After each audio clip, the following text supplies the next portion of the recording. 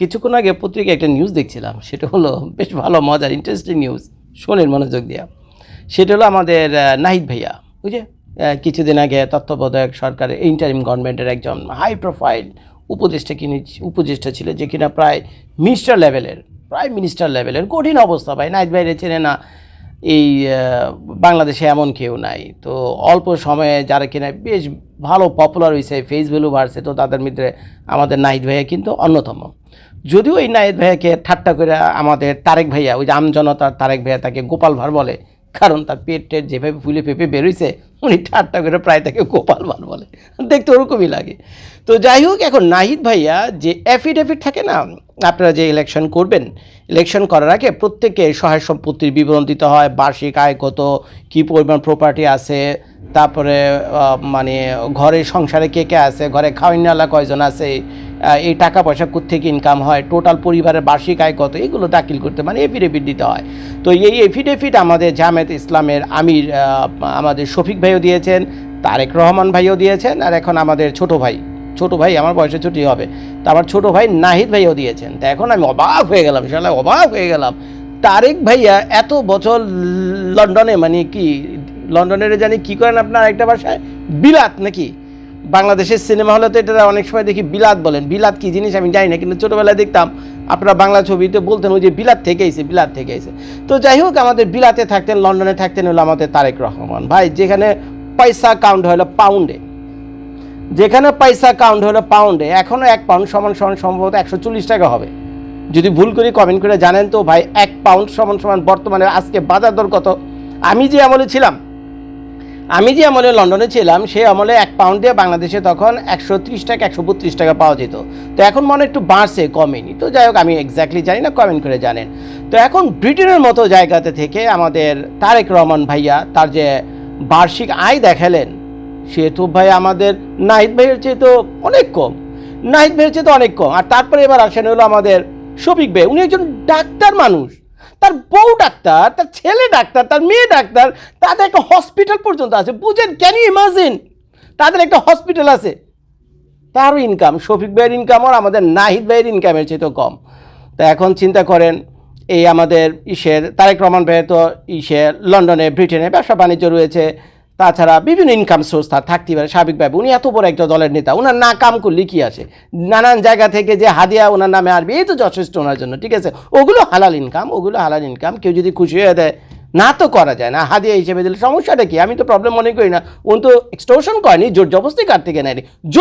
যদি যারা নাকি তারেক রহমানের হিটার আছেন, তারা বলবেন যে ওই মিয়া তো মিয়া কামই করে না লন্ডনে, বইয়ে বাংলাদেশ থেকে পয়সা উঠে ওটা তারপরে ওনারা পাঠায়, তারপর নিজেদিকে বয়ে বেয়ে খায়। তো যাই হোক, এটা হেটারদের কথা, আমি এখানে দোষের কিছু দেখি না। কেউ যদি খুশি মনে দেয় তো অবশ্যই কি নিতেই পারি, আমারে দেন, আমি নিব, আমাদের দেন হাদিয়া তুলা বাংলাদেশ থেকে দেন, আমাদের দেন ভাই, আমি নিব, বুঝছেন?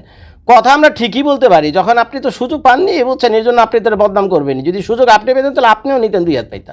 তো যাই হোক, তারেক রহমান ভাইয়ের ক্ষেত্রে আমি দোষের কিছু দেখি না। তো তার যা ইনকাম নাহিদ ভাইয়ের ইনকামের চাইতে কম, তারপরে আবার শফিক ভাইয়ের ইনকাম, তারও ইনকাম হলো আবার নাহিদ ভাইয়ের চাইতে কম। আর ধরেন এবার দেখি তুলনামূলকভাবে কার ইনকাম কত। ভাই আমি এগুলো বলতেছি না, বলতেছে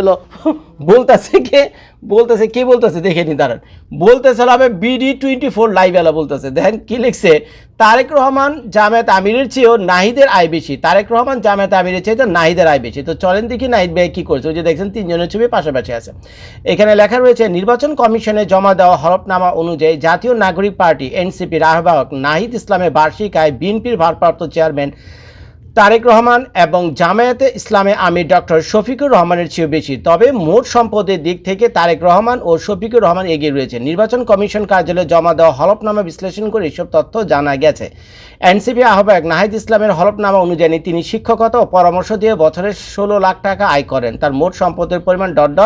অন্যদিকে বিএনপি ভারপ্রাপ্ত চেয়ারম্যান তারেক রহমানের বার্ষিক আয় হলো 6 লাখ টাকা। তো এখানে দেখেন আমাদের তারেক ভাইয়ার আয় হলো 6 লাখ টাকা, আর ঈশের আয় কত দেখালো, নাহিদ ভাইয়ের আয় হলো বছরে 16 লাখ টাকা, আর এটা হলো 6 লাখ টাকা।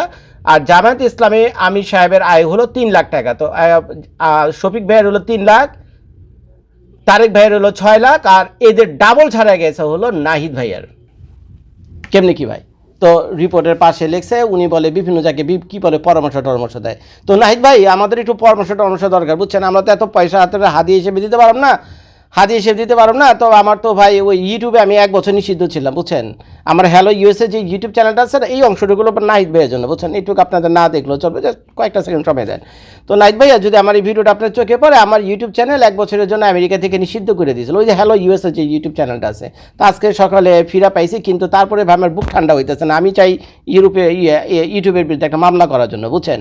তো এখন কেমনি কি করা যায়? আপনি তো ভাই বিরাট অ্যাডভাইজার, পরামর্শ দিয়ে তো বছরে 16 লাখ টাকা আপনি ইনকাম করেন। কেমনি কি ভাই, আমি তো এত পয়সা দিতে পারব না, তারপরে কিছু দেবো না, যা দেবো তাও খারাপ না, বুঝছেন। তো একটু দেখেন এই ইউটিউবের বিরুদ্ধে একটা মামলা টামলা করা যায় কিনা, বুঝছেন। গুগলের বিরুদ্ধে একটা মামলা টামলা করা যায় না ভাই। আমার 1টা বছর ভাই কষ্ট দিচ্ছে ভাই, 1টা বছর আমার রেস্ট্রিকশন দিয়ে রাখছিল ইউটিউবে। যে ইউটিউবে রেস্ট্রিকশন খায়, যে খায় সেই জানে। ইলিয়াস ভাই খাইছে, ইলিয়াস ভাই জানে। ইলিয়াস ভাই খাইছে, ইলিয়াস ভাই জানে। তো ভাই দিয়েন। তো আমাদের এখন নাহিদ ভাইয়া এই পরামর্শ দিয়ে 16 লাখ, আর আমাদের শফিক ভাই 3 লাখ, আর আমাদের তারেক ভাই হলো কত 6 লাখ বললাম নাকি। তো এই হইলো ভাই অবস্থা কেমনি কি। তো একটা ইন্টারেস্টিং কমেন্ট আমার চোখে পড়ছে এই পোস্টার নিচে গিয়া। সেই ছেলে লিখছে, ভাই এই দুজনের চাইতে নাহিদ তো জোয়ান, এই দুজনের চাইতে তো নাহিদ তো জোয়ান। হ্যাঁ, কথা ঠিক আছে, নাহিদ জোয়ান, তাহলে তাদের হাদিয়ার পরিমাণও বেশি হবে। যেহেতু তারা জোয়ান, কাজ করে বেশি, তার মানে হাদিয়ার পরিমাণও হবে বেশি। তো কাজেই শফিক ভাই তারেক ভাইয়ের চাইতে নাহিদের বানতা হে, বুঝছেন। তো তার যে ইনকাম ডাবল হবে এটা বানতা হয়। তো এই লো ভাই অবস্থা। তো কী আর বলুম, আমি একটা জিনিস আমি অবাক হই, কারো প্রফেশন, এই যে 3 জনের প্রফেশনের ভিতরে 2 জনের প্রফেশনের ব্যাপারে আমরা অস্পষ্ট রয়ে গেলাম, আমাদেরকে খোলাসা করে কেউ বলেও না। এক হলো নাহিদ কি অ্যাডভাইস দিয়ে বছরে 16 লাখ টাকা রোজগার করে, এটা আমাদের কাছে ক্লিয়ার না। তারেক ভাইয়ের ইনকাম সোর্স কি, এও তারেক ভাই জীবন আমাদেরকে বলেন। একমাত্র শফিক ভাইকে দেখলাম জামায়াতে ইসলামী, সত্যি উনি ইসলামের মানে রাখছে আর কি, ইসলামের মর্যাদাটা রাখছে, রেসপেক্ট করছে উনি ইসলামটাকে। সেটা হলো ইসলাম কখনো গোপনীয়তা বিশ্বাস করে না, ইসলাম কখনো গোপনীয়তা শয়তানি ইসলামিতে বিশ্বাস করে না। তো যার ফলে উনি সাফ স্পষ্টভাবে বলে দিয়েছে, আমি ডাক্তারি করি, আমার পেশা হলো ডাক্তারি করা, আমার বউ পোলাপান সব ডাক্তার, তাদের হিসাব না হয় বাদই দিলাম। আমার ব্যক্তিগত হিসাবের কথা যদি বলো, এই নাও আমি বছরে এত টাকা ইনকাম করি, যাও গিয়ে খুঁজো আমার ট্যাক্স ফাইল, আর আমার একটা হাসপাতাল আছে, দেখো ভালো মন্দ কী অবস্থা। এই হইল অবস্থা। তো যাই হোক ভাই, থ্যাংক ইউ দেই আমাদের শফিক ভাইকে, অন্তত এই ক্ষেত্রে শফিক ভাইকে এই দুজনের চেয়ে যথেষ্ট অনেস্ট মনে হয়েছে আমার কাছে। বিরক্ত হইেন না, কারণ এই যে তারেক রহমান ভাইয়ের ব্যাপারে যেটা বললাম, আমরা তো তার ইনকামের ব্যাপারে এখনও জানি না। জানেন আপনারা যারা ভিডিও দিতে জানেন, নাহিদ ভাইয়া কী অ্যাডভাইস দেয় জানেন, কোথায় অ্যাডভাইস দেয়, কী করে জানা নাই। তো যাই হোক, ভিডিওটা দেখার জন্য সবাইকে ধন্যবাদ। আসসালামু আলাইকুম।